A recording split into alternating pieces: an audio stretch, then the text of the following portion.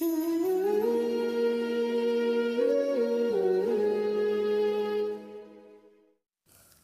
علیکم ورحمۃ اللہ وبرکاتہ۔ ناظرین، استقبال ہے آپ کا ہمارے چینل الاخبار میڈیا پر۔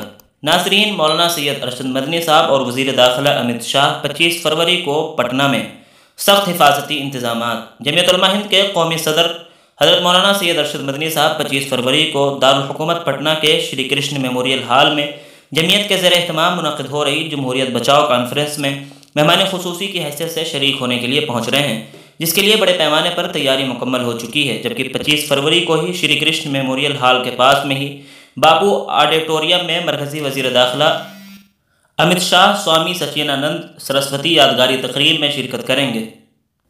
دونوں معزز شخصیات کا ایک ہی دن پروگرام ہونے سے ضلع انتظامیہ کافی سرگرم ہے۔ حفاظتی نقطہ نظر سے تمام چوک چوراہوں پر پولیس کی بڑی تعداد تعینات کیے جا رہے ہیں۔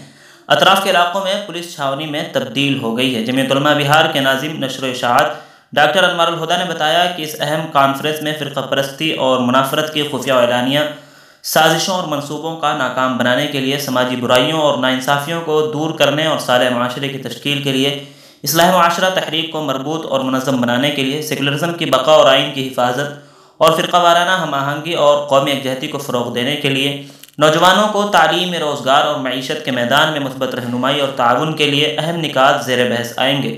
یہ اجلاس تاریخی اور معنی خیز ہوگا، جبکہ باپو آڈیٹوریم میں وزیر داخلہ امت شاہ کے علاوہ ریاست کے اعلیٰ بی جے پی رہنما موجود ہوں گے۔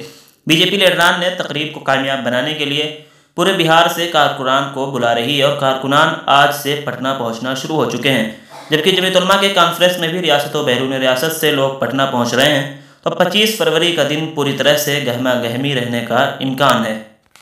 ناظرین، اس خبر سے متعلق آپ کی کیا رائے ہے؟ کمنٹ باکس میں ضرور لکھیں۔ ویڈیو کو لائک اور زیادہ سے زیادہ شیئر کریں۔ اس طرح کے اور بھی ملی اور ملکی خبریں حاصل کرنے، مدارس اور علماء کے متعلق ہر خبر سے باخبر رہنے کے لیے ہمارے چینل الاخبار میڈیا کو سبسکرائب کر لیں، بیل آئیکن ضرور دبا دیں۔